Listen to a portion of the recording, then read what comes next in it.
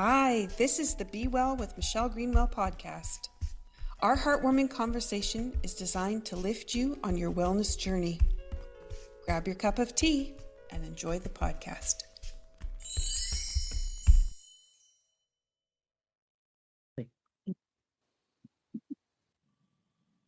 Welcome back to Be Well with Dr. Michelle Greenwell, and today I'm honored to be entering into another one of those tough conversations about emotions and illness.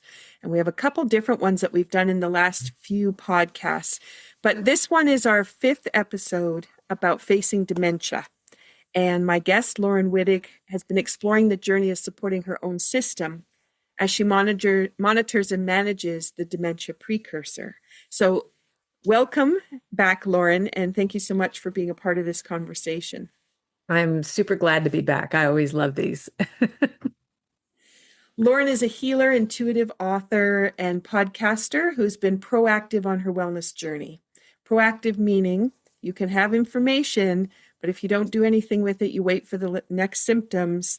That's what you're waiting for. And instead, she's really dove into what does all this mean and where can it take me?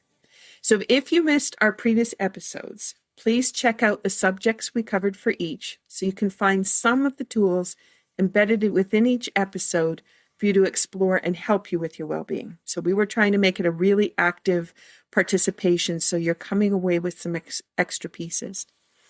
In this series, Laurin offers a window into how energy techniques, alternative wellness practice, and mindful awareness can support the body, mind, and the nervous system. And each month we've been diving into her personal reflections, the tools she's using, and the discoveries she's making along the way, providing practical insight for anyone interested in navigating health proactively, how you might be able to support loved ones, or understanding the connection between emotions and energetic wellness. So our goal is not just to talk about dementia or illness, but to explore how intentional practices can bring harmony, presence, and confidence, even in the face of uncertainty. So I just want to put in a gentle little content note here, because you may be sitting with some of these ideas that we're working with, and I just want you to feel comfortable.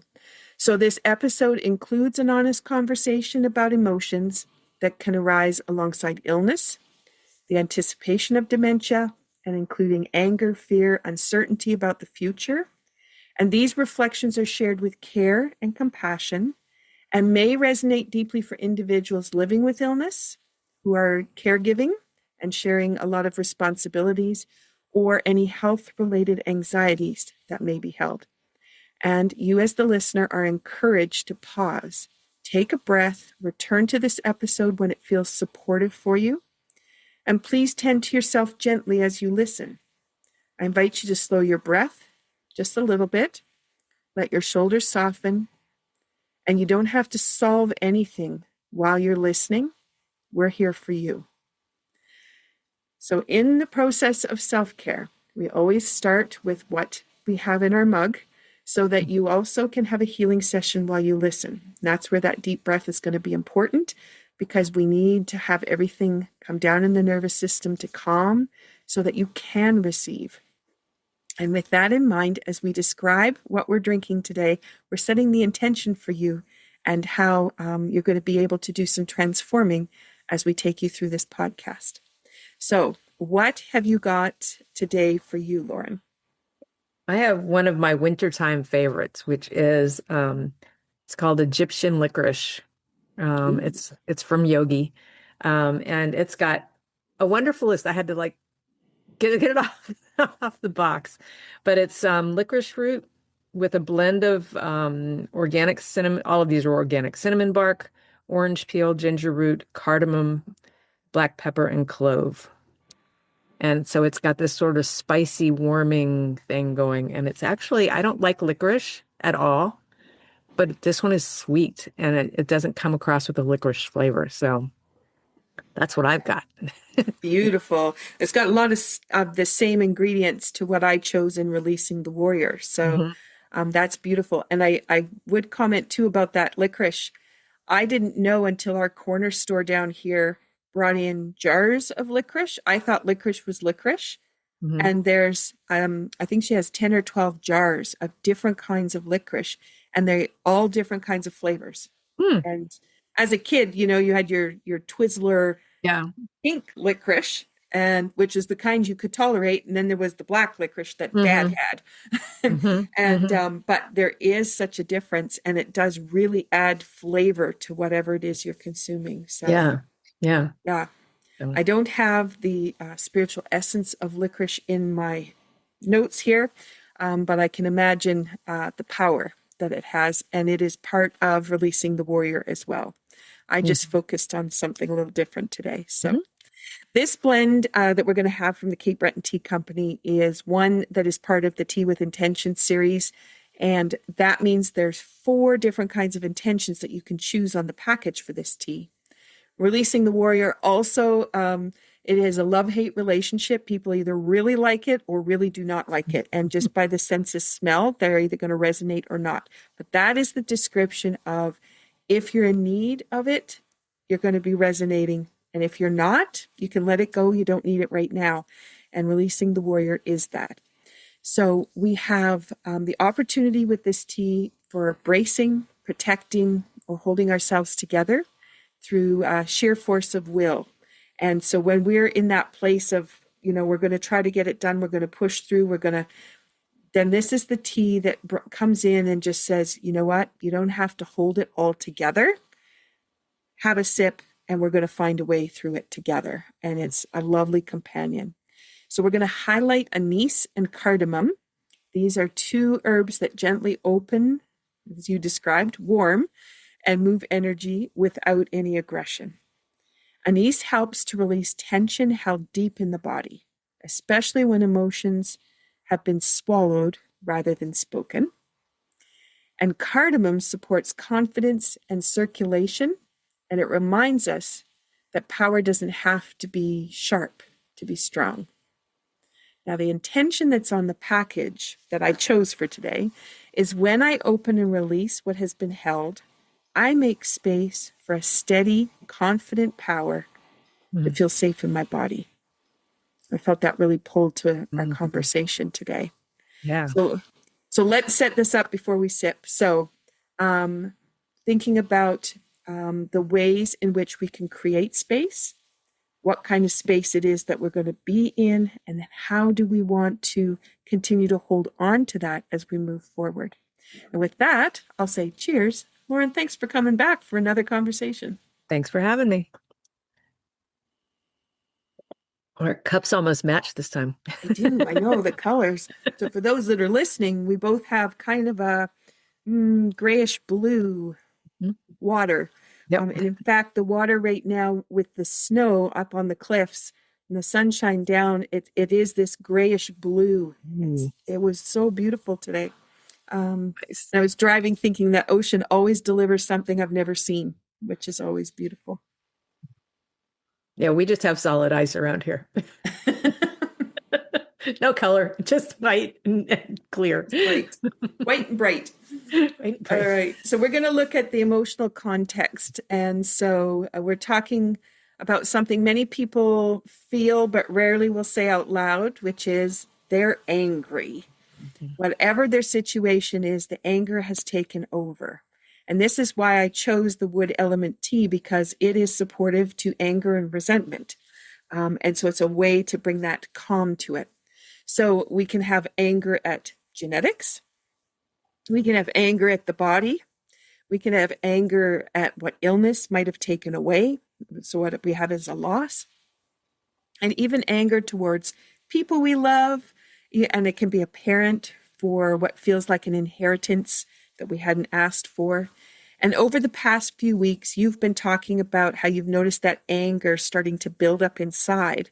So I'm going to open the floor for you to share what that has meant as you've identified that anger's there and have had the courage to say, okay, let's look at you and see what's coming forward. Well, I need to start with that in my family of growing up, only my mother was allowed to be angry. Mm. My dad would get into arguments when she started them, but she was the only one in the family allowed to be angry. And so I never really learned to name anger. I mean, before I'm conscious of it, I knew that it was dangerous to, to be angry, but I never had a name for it. It was just something I had to bottle up. And as a result, I've gotten really good at stuffing anger. you know? But I also learned much later in my life that if I can name something, I can do something, right? Mm.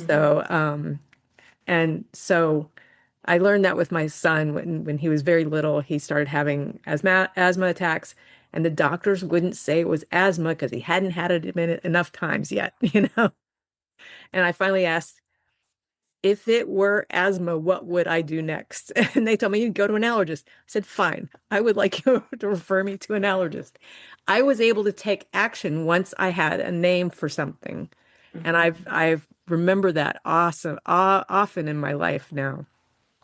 So I didn't have a name for anger. It just made me cry, basically. Mhm. Because that was the only way I was allowed to express it. And even I got fussed at for that.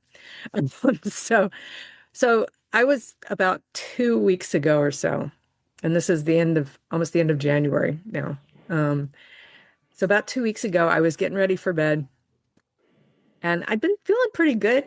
Things were good. I was doing all my stuff that I put in place to do, and not doing the stuff I was not doing anymore. And I got ready to get in bed, and I got in bed. My husband's lying next to me, our dog's between us.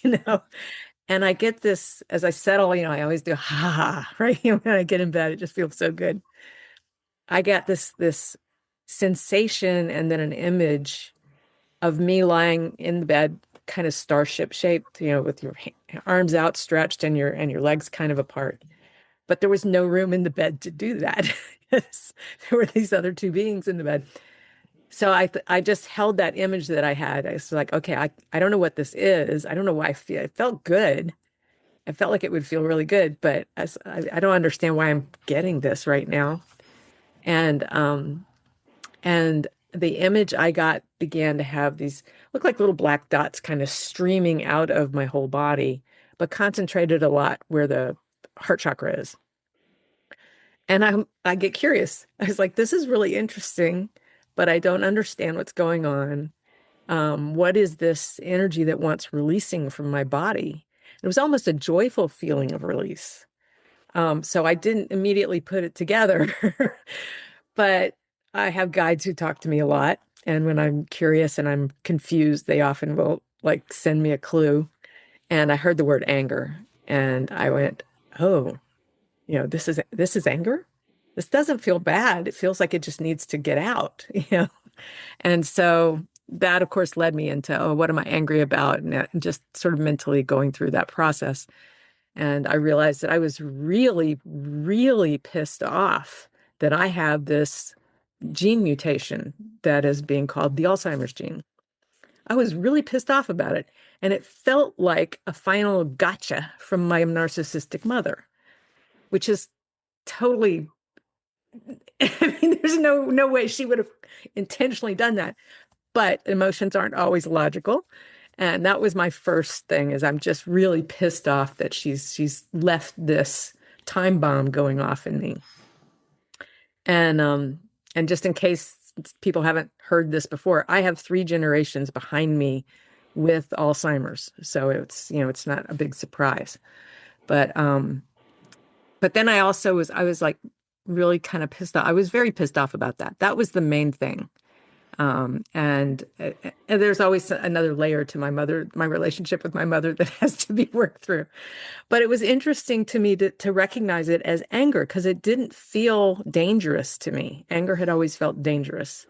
It felt like it was just something that was occurring and I needed to notice it and I needed to allow it to move through me, not be stuck inside me. And so for me, that was the moment of, okay, here's the next thing I have to work on because I don't like ignore stuff like that. Um, and the universe did provide for me very well. I had I think 3 different healing sessions in about a week and a half after that, including something that you did for me. So that's how I came to see anger and attach it to this, this pending, this overhanging kind of possibility of the future. Mhm. So that's where I came to anger.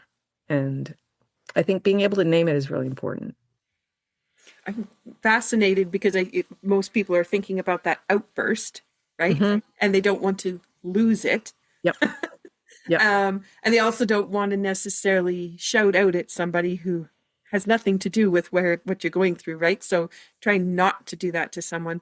But that is such a huge action compared to when you think about if all the emotions really do have some kind of an equal weight, then when you can name it, it just means, how do I move through it? Hmm. And And that's, who yeah. can I reach out to help me do that if I can't do it myself? Mm-hmm. You know, Mm-hmm. and Exactly. often with emotions, I know that I don't process them very easily, because I feel them so deeply. Yeah. So I always reach out for help especially when emotions are involved. Mm-hmm. Uh, but if I didn't know what it was, then I'm less inclined to call somebody and go, I don't know what this is. Although I have a couple of friends I could do that with. Oh, we'd like to know. We'll dive in for you. Yes, exactly. Those It's the benefit inquisitive of having minds. been a healer in a healing network. So. Yeah. And I think that's a good lesson for people to realize is um, when we do this kind of support for people, it's the inquisitiveness. It's always asking, what are we going to discover? Hmm. And that's the piece, because even for us, we're not there to pass a judgment. Right. You need to get through this anger and move on. You need to get over your grief. None of that. Is just what is manifesting, what does it need, and how can we help it transform? And then Yeah. that takes everything away. And that puts us towards our next thought that we wanted to share, was about trying to validate anger without that judgment piece. And this is important to think about, because if you get caught up in what you said, not wanting to name something as anger, Hmm. um, or to let that emotion finally rear its ugly head, then we are pushing it down. We become ignoring to it. We can label it. We call it bad Hmm. rather than a messenger, and that can settle down into our tissues. Our nervous system becomes heightened. That just then adds to whatever illness symptoms you've got. That's just going to add and magnify them. And then you've got the meridians. So the meridians, the energy lines in the body, which are all working at these frequencies of emotion, those are all going to be affected as well. Hmm. Eventually, we all know it'll erupt somehow. It kind Yeah. of might come out of the body in a certain way with pain or a new symptom, Hmm. but it also can come out as anger can shift and hide behind anxiety, Hmm. fatigue, illness, or emotional shutdown. So we wanted to bring forward that isn't about expressing anger even at someone. It's about acknowledging it within and then finding the way for it to move through to Yeah. create that possibility. Yeah. So it Um, doesn't get stuck in the body.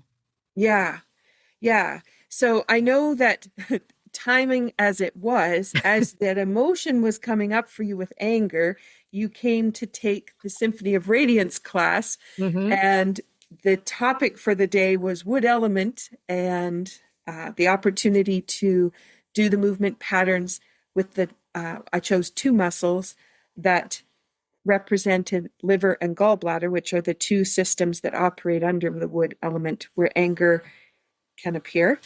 And and then you had that move through. Is there anything you want to share about the experience of the class? Um, well, I have to say that it's one of three sessions three opportunities I had, and the other two were also focused on the wood element and anger. So it was like the universe just really lined it up for me, as it often does. Um, One of the things I love about the class that I'm taking with Michelle, it's Tai Chi with music and art and It's and a wonderful energy of the community that's there. Um, but I found that moving the body in these flowy ways that we do and with purpose, because you always teach us about which muscles particularly are going to be, working with it, it really helped to move that through faster. I think that was the third sort of session I had around this. And it really was like the first one had kind of loosened things up. The second one moved it around a little bit more and made it more, I knew more about where it was in the body. And then that Tai Chi came through. I can't remember the name of it, movement and resonance or something. I don't know. Anyway, I call it Tai Chi. But that just helped the body to really allow it, whatever needed to flow. And so over the course of a couple of weeks there, I really was able to understand what I was feeling, identify it with a name, and get help from 3 different amazing healers to help me understand where it was in the body, because I stuff things in odd places. In this case, it was the inner part of both of my knees, for the most part. And so that Tai Chi was like it just kind of integrated all of that. Because it was the one thing where my body was moving with this idea of anger and letting it go, or moving it through. I think letting it go isn't what I really would like to say. I like this idea of moving it through. Anger, the way I was taught early in my training, was anger is an emotion of movement. It pushes us to move through something, or move something through us. So that class was a wonderful way to then, sort of really help everything that I had received come together and move through me. And I felt very lightweight after that. So, and I haven't been angry since then. So it's good. Yeah, it's so interesting. I want to say a couple things to that. So one is, in accompaniment to the movement, because we focus in on a certain element, we're focusing in on certain muscles, we then can focus in on a certain musical note. And that musical note also, the way that it gets played, moves from a little bit above that tone to a little bit below, and it can nudge things. So you kind of, like you were talking about that first session, shaking it loose a little bit. Yep. And it's that music can do it if it's stuck, and then the music just pulls. And then same as the movement. And I like the idea of anger is an action item. And so it puts you into action. It allows that whole movement to figure out where it wants to flow, like a river hitting the beaver dam and then deciding now what am I going to do? How do I carry on and find my new way? Yeah. Okay, so there was that little piece that I wanted to draw out about your experience there. And I guess I did bring in the other piece of that shaking it loose with the first person that you worked with. Yes. And that whole thing is, it's not a one of and you're done. It's an evolution. So for people listening, because you think, oh, I dealt with that anger already and it's back. And I can say from, coming from not being able to walk on my feet, and I spent a whole year of sessions. So I probably had 40, 50 across that time span of working through, and I'd go back for another session, and it's the same kind of thing would come up, but a different angle about it, which would release another pocket of tissue in my foot, which will allow me to move now in a much better way than the last time. So like you said, into the knees, where you were noticing it the most. And it's an evolution of discovery. But you also need time to realize where that new potential is going to take you. I think sometimes we just want the quick fix. Give me the pill and move me on. But give me a pill and let me go. It's like, we've been trained to that, but no, this kind of therapy, I guess it's called, this energetic work, which works, at least for me, It's always has to do with somebody's emotions that are stuck somewhere. But it's as usual, I lost my spot, my out there. It happens layer by layer. So I always think of it as like peeling an onion. It's like you got to get that outer hard, crackly layer off. And then you think, oh, good, I have an onion. Well, no, now there's another layer that's maybe it's got a spot on it. You need to take care of that one. And oh, okay, now I got an onion. Oh, nope, there's something. It's like, so it's by seeing multiple people like you did, or multiple sessions like you did, and I saw multiple people over a short period of time. It kind of starts at the highest level of what we can deal with, and then it just kind of digs deeper and deeper and deeper. So it's definitely a process. It's not a one and done. Not. No. And I am so appreciative of this last year of discovery, which we called it Movement and Music, till we could find Symphony of Radiance. There we go. And it's still evolving with its name, but really it's about the neuro arts. So in all the ways that we can come around and discover something. So if you're looking at anger, lots of times people would think of that's going to be bright red, but there can be all these layers of red and other colors that go with it. Fire is never just red. It's got hues of yellow and amber. And so just thinking about that aspect as I'm looking at the color I wore today. Yes, I noticed that as you were talking about that. I'm bringing those pieces in. But one of the things that I'm really appreciating in that discovery is that when we focus in on an organ system and we focus in on the muscles related to that system, we can start to understand a little more about how we might be stiff in certain areas, how other areas move easier. And then you have that focus. It's the same movement pattern for me. I've been doing it for 30 years, but it's completely different when I'm looking at it through the pec sternal or the anterior deltoid. Those are the two muscles. And all of a sudden I have a whole new awareness.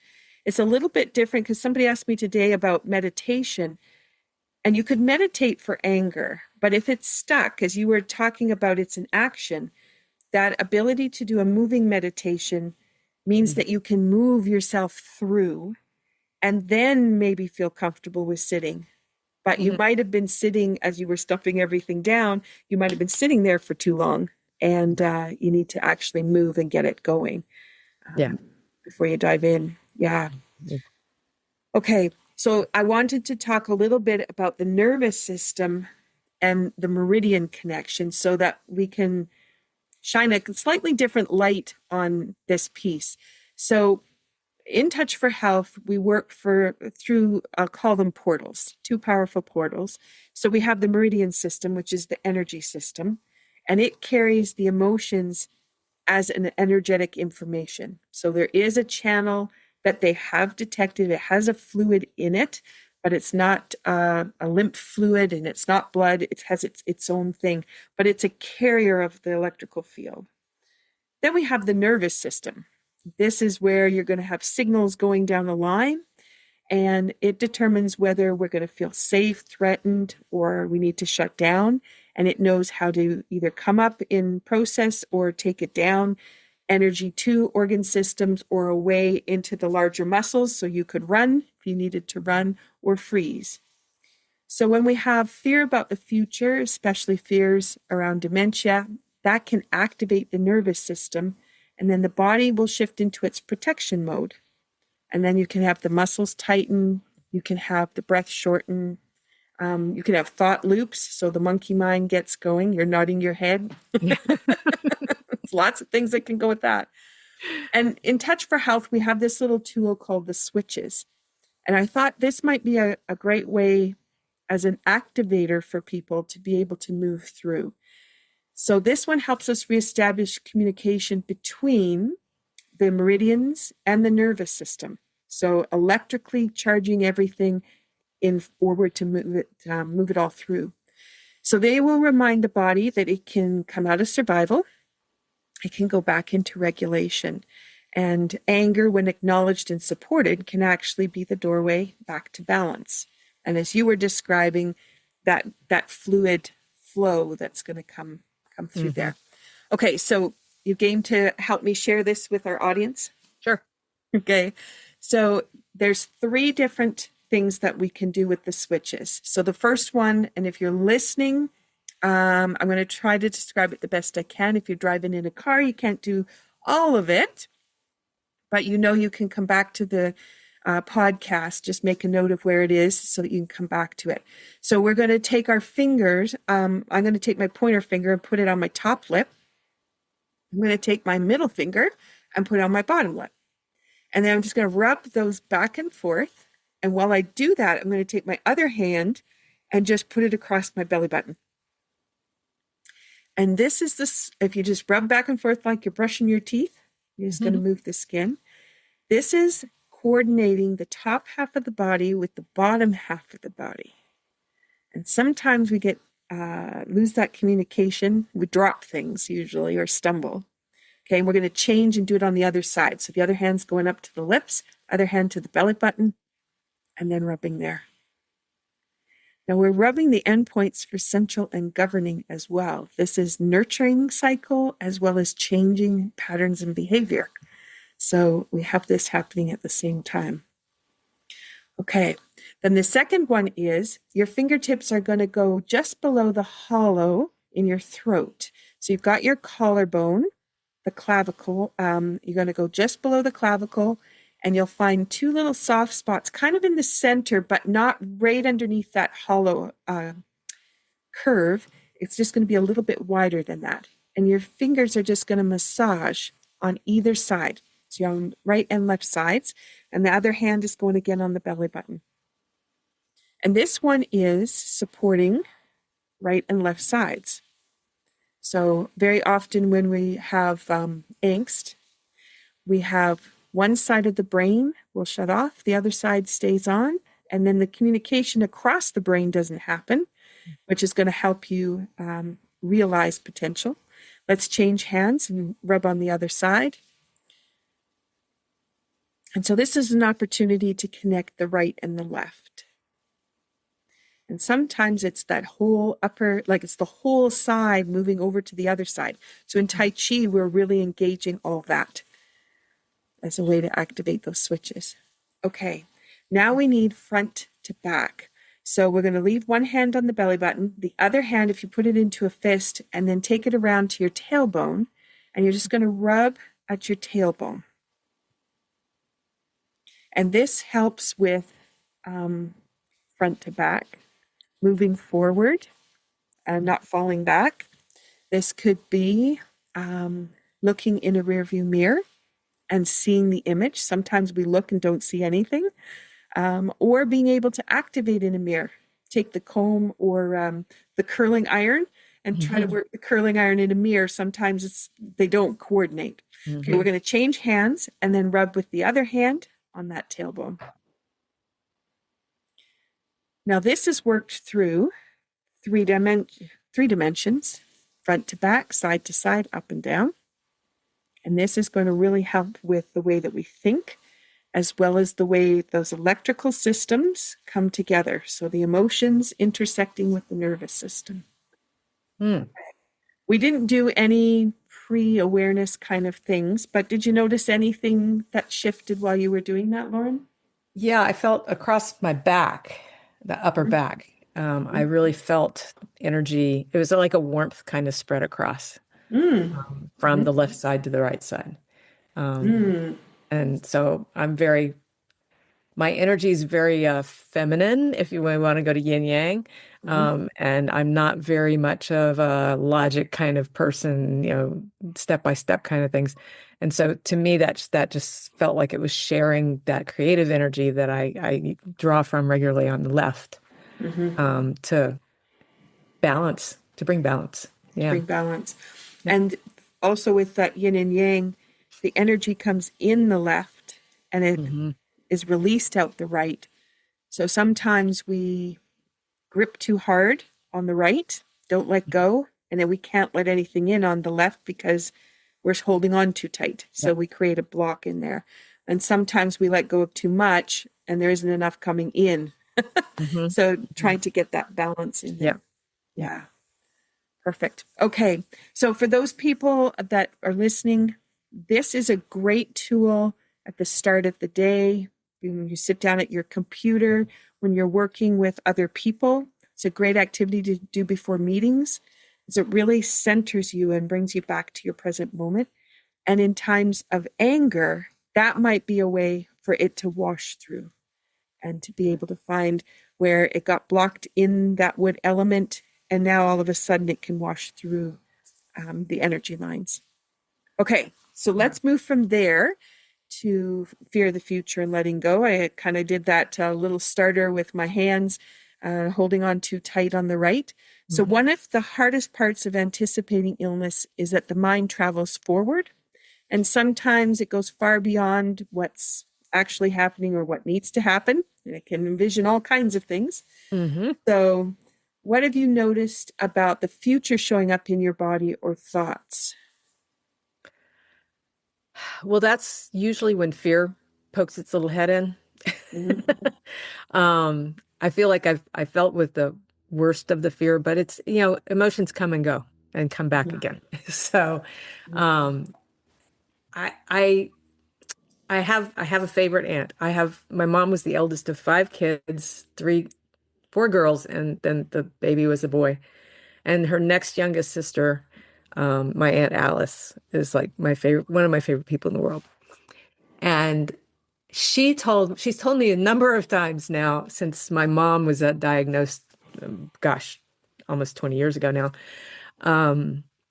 that her friends would ask her, well, aren't you afraid of getting dementia? Because her mom had it, and now her big sister had it. And Alice replied, I can't do anything about it. So why should I worry about it? I have a great husband. I know he'll take care of me if I need it. And worrying about it now just takes away from now. And I thought, I had reminded myself that I actually wrote it down in my journal after this anger thing came up. And I'm going to aspire to live that way, that I'm doing what I can now and I'm enjoying it. The future is going to be the future. And hopefully I'm doing, everything I can do that's not invasive or goes against my values or anything.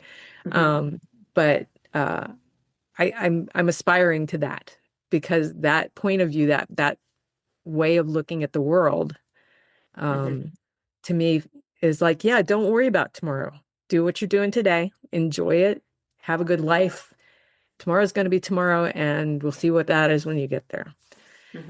Whether I am good at doing that, that's another thing, but it is something that I am going to be practicing.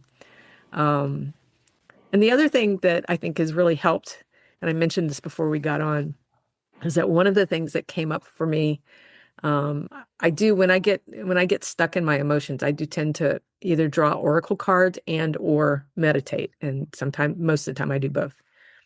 And so I was meditating after having drawn a card. I don't remember what the card was, but I got the message while I was meditating, that I really needed to express some gratitude to this gene mutation I have, which of course is like, what do you mean? But I found it really empowering, because I actually wrote, well, I typed it up, it's how I journal these days. And I wrote down more than, I think 4 or 5 different things that I was grateful to, not only having this gene mutation, but knowing that I have it, having that be present for me, not just a fear of maybe. And it was things like, I'm really grateful that I have changed my life in dramatically good ways because of this gene I've learned about. I'm grateful that it gave me the courage to give up my healing practice because of the stress that I was creating for myself through that. I wasn't earning enough money, or I didn't know if I was actually helping people. I always had those judgmental things going on. So letting go of that was great. I have created new communities through the exercise programs that I do, and dance club and pickleball and Zumba, and those are becoming very important communities to me. I didn't have those 6 months ago. and just that I give myself permission, not right now because the weather's really crappy, but when the weather's nice, if I want to take a 2-hour walk with my dog in the middle of the day, I do it instead of going, oh, I got to be back, I got this to do, I got that to do. So I do that because I've given up those things that were the woulds and shoulds and oughts, and I don't have time for that. you know, um, I think I'm a much more. I know I sleep better. That's a big gift. Mhm. I am paying attention to what I eat, but I'm doing it in a mindful way, instead of just a quick lunch or whatever. What does my body want today? What feels, what am I being drawn towards? Mhm. Um, so there's just so many good things that have come out. And then I also get to share this here Mhm. in a way that I never would have expected to. And hopefully that will help other people on this similar or same journey, to embrace the good in this, the positive things that come out of knowing this, um, along with the fear and the anger and all the other things. You get the full panoply of emotions. But so that gratitude exercise, which is not something I've ever really found any usefulness in Mhm. before, really helped me to reframe how I'm looking at this gene and to be grateful to it for some really incredibly good changes I've made in my life, is not something I ever would have thought I would be able to do. But I Mhm. was. I had worked through the anger, and that was the sort of the next stage. I remembered my Aunt Alice's, take on it, and then the gratitude. And so again, it's kind of layers. It's like I Mhm. had to work through the anger, I had to let it move, I had to, get it flowing, and I had to meditate on it and live with it for a while. And then, oh, yeah, there are things I'm really grateful for that have come about because of this. Mhm. And never would have dreamed that that would be true. So for me, that's going to be a touchstone for me to come back to when I start to get fearful, because it does come up. I'm not over that. It's I watched my grandmother and I watched my mother go through it, and so I have a Mhm. visceral memory of it. But Mhm. so I there are some gifts that have come with this, and Mhm. I feel better for having acknowledged that. Um, and so that's just something else I wanted to share because it surprised me. Mhm. You want me to be grateful for what? Yeah, but it came easily. So And that opportunity too to realize how many changes you did put in place, yeah, because it would be really easy to say I didn't do enough. yeah, I'm still not doing enough. I need right. to go and research some more. I need to and be heading in that direction rather than relaxing, sitting back and go, yeah, look what I did. Yeah. And you, even though you were working as a healer and you were supporting people on their healing journey, you're correct. It's still a business. It Hmm. has its stressors. It has the things we're comfortable doing and the things we're not comfortable doing. Yep. And spending time with a client is fabulous. Yep. But then you still have scheduling and paperwork and answering and all the other stuff that has to go Taxes with and it, yeah. and where's that trade-off of that Mhm. piece? Mhm. Um, and I was recording with Ann Smets for her segment on the spirituality of healing, and one thing she had said was she had migraines for years and years and years, and she had always worked near the water, but she'd never been connected to the water. And it was the day she connected to the water, the migraines disappeared. She changed Mm. her job, which was working near the water, to actually working on the water. Mm. And she was close, but not close enough. And that created this symptom. Yeah. And I'm saying that for people because sometimes we go, oh, I just can't find the answer. And it's like right underneath your nose. Yeah, Yes. because you're not willing to give up. If you were to say, what's the one thing in my life I wouldn't be willing to give up? You probably would have said, I love working with my clients. And that Mhm. wouldn't have been what you would have given up. Yeah. So when you go, what is that one thing I wouldn't give up? It's probably the piece that needs to adjust. And it was a huge piece of, because one of the things that I had already started working on before I got the test results was stress reduction, because my cortisol levels were like sky high. And I'm like, stress, this is the least stressful part of my life. You know? My kids are launched and happy. My parents are no longer around. I don't have anybody else to take care of but me and my dog and my husband. You know, it's like, so I was shocked by that. But then I realized, and I had shut down my podcast about a year before that because of the stress of that, even though I loved doing it and miss it, but you know what I'm talking about there. Yeah. And so it was, it was an unexpected source of stress that was huge.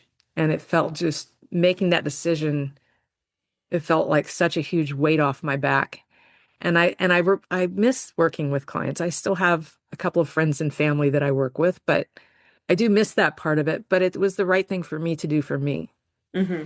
And I have two people that I've been easily able to refer them to that I trust with my own healing work. So, I was able to still help them, but not directly. So, yeah, so I do miss that. I miss talking to people on the podcast. I miss doing the actual healing work. I don't miss any of the work around those things. And yeah, I never would have dreamed that I would give up either one of them. So.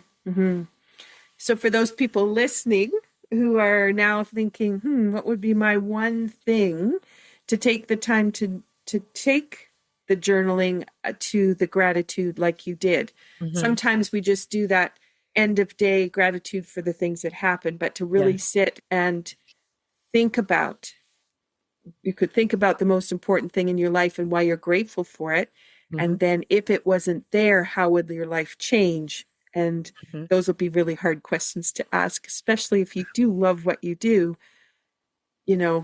Letting go of that piece can be difficult. But the other side, when I think about the conversations we've had and the kind of work within the podcast you and I've been able to do on top of other things that are going on, that means you reaching more people than you could reach with a one-on-one clinic. Yep. And so there's that whole piece too. Did you give up being a healer? You didn't. You transformed really the way in which you're going to be supporting and helping others. Yeah. Yeah. And I'm very grateful to you for inviting me to do this, because it does feel like I am still, in the healing community here, still doing what I'm here to do. So, yeah. Exactly. Yeah. And then those discoveries too, because we all have our training and we all have our protocols and the things that we can do and the expectations of the clients of this is the way it should be as a, how should I say, as an alternative to the medical model. We still have a medical model set up. Yes. And that sometimes still keeps us locked within our challenges because we're still looking through that lens. This is giving you the opportunity to just drop the lens because it's not important. Yes. You don't have to follow a protocol. And then now, what do you discover? What comes forward? What's most important? Yeah. Yeah. Yeah. Oh, it's been such an incredible week of discovery. So what I'm going to do now for people listening is I'm just going to ask you a couple of questions. So these might be some things that you could gently bring into your mind and think about, maybe write a little bit about, maybe put some music on with some lyrics that resonate with this and allow yourself to move through, and maybe some different answers will come out. But what fear might you be carrying that doesn't belong today? And sometimes we just shove those to the side as well and think they're not important. And then you just, I've got a fear of flying and I'd really like to be traveling too, but I can't get there. And so in what way is that affecting you? And what emotion needs to be witnessed before it can be released? And as you were saying, there's many layers to that anger piece. And so being open and willing to look at each layer as it comes forward and to not stuff it down again, but to say, okay, I'm ready to look at you again. And, oh, you're back. Let me look at you again. And I'll say, here it comes again. I will say, just if I can add this real Yeah. quick, that my experience, my own healing journey, which has been vast and for a long time, is that things do come back, but you begin to recognize, oh, this is that same old thing. I know what to do with this. I know what it is. Okay, so why is it triggering me now? You can begin to ask those questions and let that go much more easily than the first 16 times you did that. And Mhm. so I've even got to where with my mom still shows up in healing practice, healing sessions sometimes, and I've gotten to go, oh, there's Jane again. It's like, and I laugh, whereas it used to be like tears and anger and all kinds of things. So, Yeah. yeah, don't be surprised when they do circle back. I know I'm going to deal with fear. I know I'm going to deal with anger. I also know now I'm going to deal with gratitude. I don't know what it's Mhm. going to be about yet, but it's going to be, something else triggered by this. So, Yeah. um, yeah. So just get curious. Go, oh, there it is. There it is. Where we going? And when mom shows up and she's got wisdom rather than carrying history, Yep. then it's like I can enjoy you, and the gifts that I didn't see while you were Yes. present with me are the Right. gifts I get to see now. How Mm-hmm. lovely, Yep. Yep. that can be shared. So, all right. So I'm going to add in here that when we let go, it doesn't mean we're ignoring reality. It means that we can free up that energy, just like we were talking that gripping too tightly on the left side to let go. So you can't even receive on the right. So possibilities can't come to you yet until you're willing to let go. So you can optimize the best of today. And you can do that by remembering to take a breath.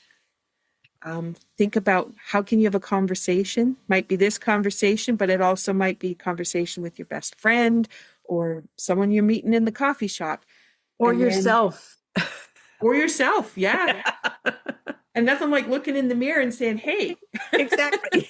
I I do it see all the you. time. I see you. And you're beautiful. Um, and the last part is to, make that cup of tea and sit down and take the moments and let that letting go be an opportunity, and then be willing to look at a few of the things that don't need to be there anymore. Mhm. Okay, so with that, there's one other tip we wanted to bring in for you, which is a guided reflection. So we wanted you to reflect on what emotions have been telling you shouldn't feel. So if you say to yourself, oh, I shouldn't be angry because I am so grateful, then can you sit with that for a moment and think, oh, I am angry. Let me be angry for a moment and identify. And then I can move over to gratitude, which is what you did, Laurin, and Mhm. you're able to articulate. And where do I feel it in my body? And it might be in the area that the challenge is, but it might not even be there. Mhm. And we were talking today about how often people who end up with frozen shoulders try to solve the frozen shoulder part, and it could be coming from their big toe, but Mhm. they never go and look at the big toe. So find out, where are you feeling some of these things in your body. And if you're not feeling anything, that's also a sign maybe that you shut down too much. Mhm. Be able to bring some of those sensations back. And what would happen if you allowed whatever emotion comes forward to soften rather than explode?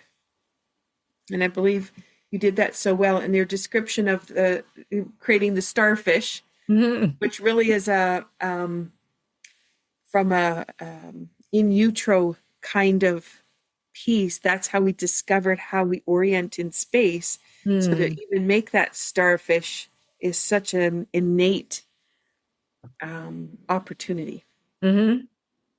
So that's really cool. That is cool. I didn't know that. I didn't put that together, but yeah. Yeah, yeah. And then that allows us actually with the center line that's running down the center of the body, we orient everything off that center line. Mhm. So when the limbs are extended out and wide, we know where center is. And when we bring it in closer, obviously we come closer to it, but sometimes you don't always know where center is then, but you can really find it when you're outstretched. So, Yeah. yeah. Okay. So take a sip of your tea for those that have that with them, or your water, and the water that's been infused with our intention today. Mhm. And then just let that warmth move through you. And release doesn't have to be dramatic. It can be steady. It can be kind.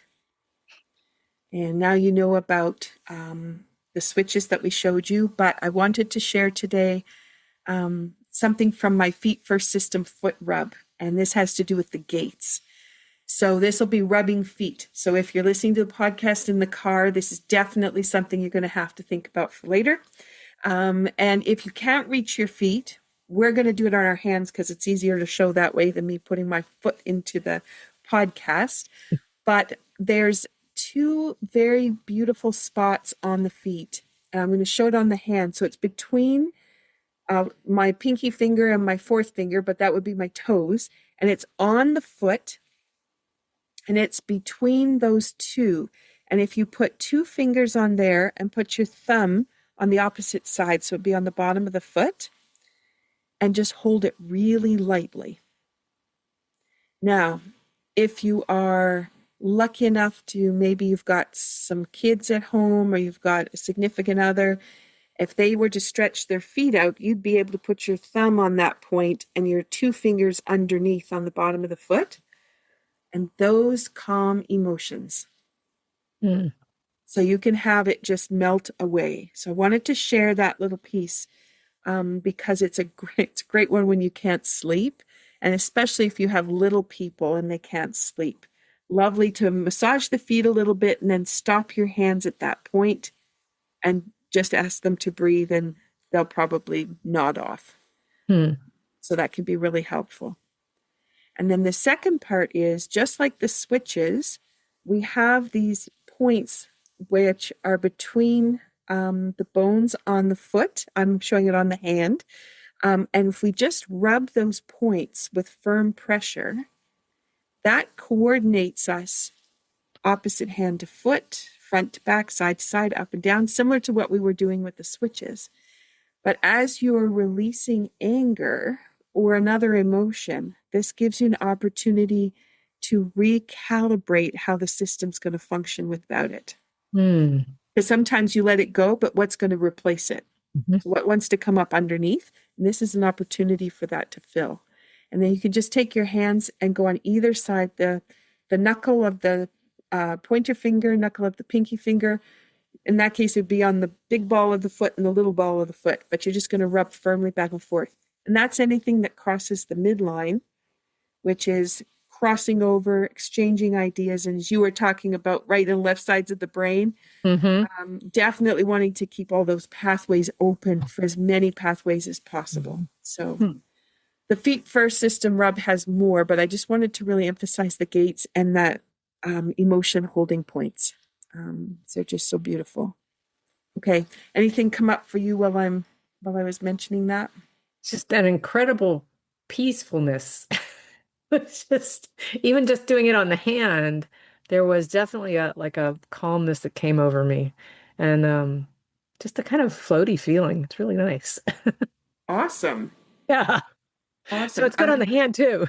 It's great on the hand. You rub those points, and if you compare your hand where you rub to the hand you didn't rub, there's a difference. Oh yeah, there is. There's an articulated difference, and yeah, it's so powerful. And the foot rub, kind of, because we've had so many snow days, I've had my students, we've been doing class online instead of in person, and somebody requested the foot rub, which I hadn't done for a while. All my dancers, no one put their shoes on until we'd done the foot rub. But I hadn't done it for a while, and we got back into it. And one of my students today said, since we did that class online with the foot rub, she said, I've been doing it every day, and it has completely transformed me. Wow. Yeah. And that's somebody who has a lot of anxiety that pops up, and it just calmed. It was done, which is so beautiful. So, okay. Is there anything that we missed talking about? Anything else that popped up? I don't think so. I think that was really everything. Isn't it nice to think about, even just, we came in with, here's anger, and we're kind of like here ready to talk the conversation. Now it's like, oh, well, we're kind of chilled out, and it's it definitely even transformed for us. In the conversation. Yeah. That's always the joy of being a healer, is you get healing when you're helping others to heal too. So Win-win. So I just want to draw attention to just this exact piece, because this is a beautiful example of when you listen to the podcast, you have a healing session. It's not always evident, but you and I did just really calm and move into a chilled space. Yeah. But there's the piece about releasing the warrior as the choice of the name for the tea, is that warrior energy is about fighting. Like, well, that's usually what we're thinking about as the warrior. And you've got the battling an illness, you have battling for your future, but it really isn't about that at all. The warrior is the one who's willing to open up and willing to look at it. And in that opportunity, you find the calm, the grounded, the responsiveness. And then that warrior knows when to act, when to rest, when to eat, when something needs to change in order to come back to that same calmness. So being open and releasing what's bottled up, making room for power that feels comfortable, confident, and sustainable. So, Laurin, thank you for opening up another beautiful way to look at all that is possible for us, no matter what our futures may hold. Yeah. Because even when we have a precursor of a niggling of knowledge, it doesn't even mean it's true either. So, Right. It's so incredible. All right. These conversations do matter, and we hope that you will like, comment, share, pass this conversation forward, introduce people to this podcast, and let them have the opportunity to have some resources at their fingertips to be able to hear the conversations and to be able to make a difference, but also to have a resource because it may not be important for the person you told, but it could be important for someone else in their network that needs to hear these messages. Yeah. And we hope that by having these conversations, we're going to start to change the way people think about their health and wellness and holding on to well-being. You don't need to carry tomorrow's fears today. And when you tend to what's present, find the harmony, it begins to return. You have one breath, you have one choice, and you have one honest moment at a time. We wish you well, and we look forward to tuning in next month when we see where Laurin has gone with her discoveries for the month of February. Take care, everyone. Thanks, Laurin. Thank you. Bye, everybody. Thank you for listening to Be Well with Dr. Michelle Greenwell. There are a couple of resources I want to just point out. When you go to the website, greenwellcenter.com, you'll have a pop-up window. That pop-up gives you the top 8 easy stress releasers that you can use every day. That's something you can put beside your computer, the bathroom mirror, beside the bedside table. A great resource. Also, my YouTube channel. It is full of playlists with all kinds of different ways that you can activate energy and bring vitality into your day. You can find that when you go to YouTube at Michelle Greenwell. And last, if you're a Linktree person, Linktree, linktr.ee/Greenwell Center. That has all my resources in one spot. Those are for intricate little things that you can't get everywhere. And it's a wonderful way for me to be able to share all the different aspects of the kind of work I do. So thank you for listening. Be sure to drink that tea. And if you want to have the tea blend that was shared in the podcast today, then be sure to check out capebretontea.ca. Have a wonderful day.